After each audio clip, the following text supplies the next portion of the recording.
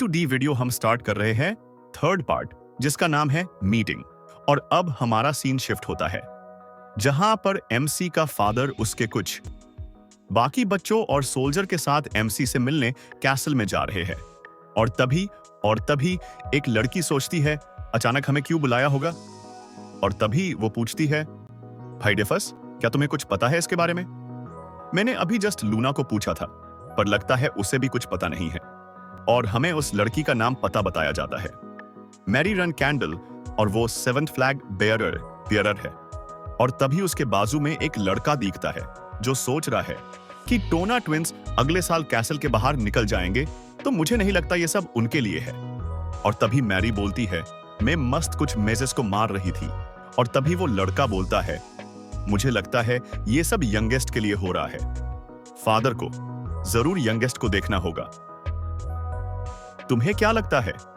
और हमें उसका नाम पता चलता है जो है डेफस रन कैंडल, और वो 4th फ्लैग बेयरर है। और तभी मैरी थोड़ा पैनिक में बोलती है, क्या यंगेस्ट से मिलने? मुझे पता है उसने फाउंडर की सोर्ड चॉइस की थी, पर उसे मिलने की क्या जरूरत है? और फादर बस उस एक रीजन से उससे मिलने जा रहे हैं। वैसे हम बता तो नहीं सकते कि फादर क्या सोच रहे हैं, पर फादर उस रीजन से नहीं जा सकते वे। पर तभी एक व्हाइट हेयर लड़की उन दोनों का नाम लेके उन्हें चुप रहने का इशारा करती है। उसका नाम है लूना रन कैंडल, और वो 1st फ्लैग बेयरर है। और ये सुनकर वो दोनों चुप हो जाते हैं। पर मेरी सोचती है कुछ भी हो, पर फादर उससे खुद मिलने जा रहे हैं, मतलब वो जरूर स्पेशल होगा। और तभी हमारा सीन शिफ्ट होता है जहां पर एक मैड एमसी को कपड़े पहना रही है। और वो एमसी को बोलती है, यंग मास्टर, आपके फादर आने वाले हैं। वो शायद आपको और आपके भाई को देखने के लिए आने वाले हैं। और एमसी बोलता है शायद, और सोचता है खान ने जरूर जो हुआ वो फादर को बता दिया होगा। और जो भी हो, उसने जरूर सीधा सीधा नहीं बोला होगा कि मैंने मैजिक यूज किया, और उसने बस जो हुआ वो बता दिया होगा। और फादर जरूर चेक करने आ रहे होंगे कि मैंने जो पावर यूज की वो क्या थी, मैजिक या माना, और क्या वो पावर फैमिली के किसी काम की होगी या नहीं। और तभी हमें दिखता है कि एमसी का बाप कैसल में पहुंच गया है। और जैसे ही वो अंदर जाता है, बोलता है, ट्विंस को प्रेजेंट करो मेरे सामने। और सीन शिफ्ट होता है जहां पर वो दोनों लड़के एमसी के फादर के सामने हैं। और एमसी का बाप बोलता है, हेतोने डेटोना, और उनका नाम सुनकर वो बोलते हैं, यस फादर। और एमसी का बाप बोलता है, मैंने सुना तुम दोनों की यंगेस्ट के साथ फाइट हुई, इस सब में तुम्हारी गलती क्या थी? ये सुनकर वो थोड़ा शॉक हो जाते हैं और बोलते हैं, हमारी कोई गलती नहीं थी, और उल्टा जिन ने ही हम दोनों को मारा। और उसने कुछ पावर भी यूज की, वो पावर ओरा नहीं थी, कुछ और ही था, शायद मैजिक। और आपको तो पता है फादर मैजिक यूज करना मना है हमारे फैमिली में। और अगर वो सच में मैजिक यूज कर रहा था तो हमें उसे पनिश करना होगा। फादर तभी थोड़ा सीरियस होकर एमसी का फादर बोलता है, मेरी ये बात हमेशा याद रखना, तुम ऐसे इस फैमिली में टिक नहीं सकोगे, और तुम ऐसे जल्दी ही खत्म हो जाओगे। और ये सुनकर वो डर जाते हैं।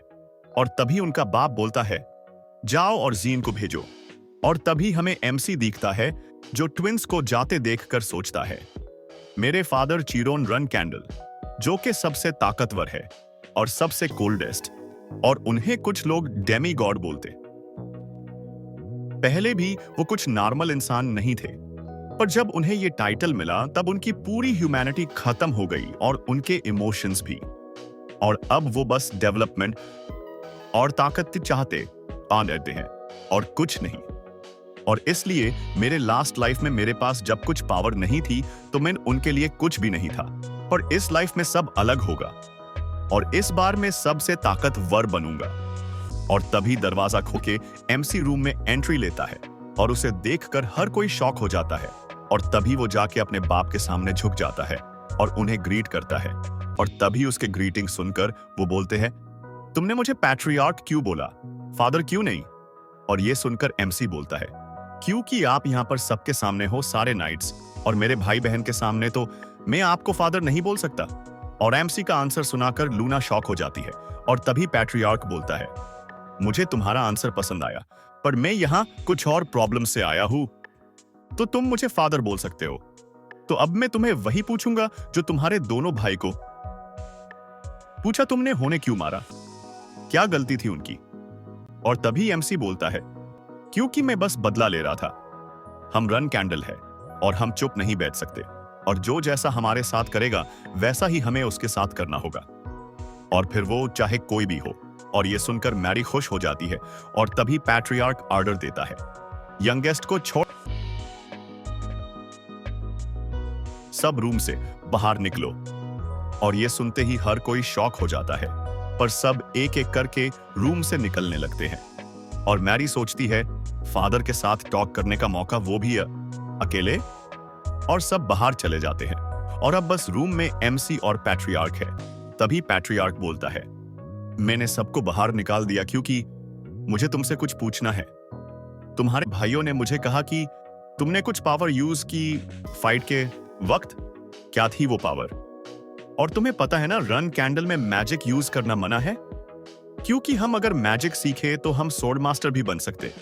तो जो पावर यूज की वो क्या थी? और अगर वो मैजिक थी तो तुम्हें पता है ना क्या होगा? और तभी एमसी थोड़ा सोच के बोलता है, वो पावर।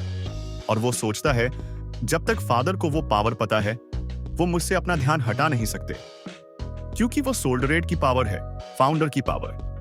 और वो बोलता है, मुझे नहीं पता वो पावर क्या है, और मुझे नहीं समझ रहा मैं इसे ओरा बोल सकता हूं या मैजिक। और तभी एमसी के हाथ से ब्लैक पावर निकलने लगती है, और एमसी बोलता है, फादर क्या आप मुझे बता सकते हैं ये पावर क्या है? और वो पावर देखकर पैट्रियार्क बोलता है, ये पावर रन कैंडल के फाउंडर की है। आज के लिए इतना ही, फिर मिलते हैं नेक्स्ट पार्ट में, जिसका नाम है बॉन्ड।